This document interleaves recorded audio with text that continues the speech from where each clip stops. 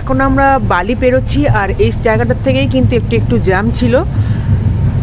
তো জ্যামে একটু আটকেই গাড়ি যাচ্ছিল। তো ভাবছিলাম যদি লেট হয়ে যায় জ্যামের কারণে এয়ারপোর্টে পৌঁছতে, তাহলে তো প্রবলেম হবে। হাতে আমরা বেশি সময় নিয়ে বেরোইনি। তো যাই হোক, জ্যাম কিছুক্ষণ পর কেটেই গেছিলো। তো আমরা পৌঁছে গেছি এবার দক্ষিণেশ্বরে। দেখো মায়ের মন্দির কি সুন্দর এখান থেকে দেখা যাচ্ছে, আর দেখা যাচ্ছে গঙ্গার অপূর্ব দৃশ্য। তো মাকে এখান থেকেই প্রণাম করলাম আর চলে যাব সোজা এয়ারপোর্ট। হাই! তো আমরা এবার এয়ারপোর্টের রাস্তাতে পৌঁছে গেছি। আমাদের কাছে খুব একটা বেশি লাগেজ নেই, তাও আমরা হাতে বেশি সময় নিয়ে বেরোয়নি বলে জাস্ট চেক ইন করে কিন্তু আমরা চলে যাব ভেতরে সোজা বোর্ডিংয়ের জন্য।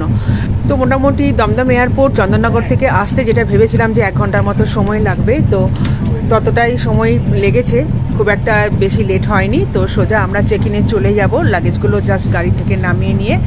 এই যে চলো, দেখা হচ্ছে নেক্সট ভিডিওতে। টাটা।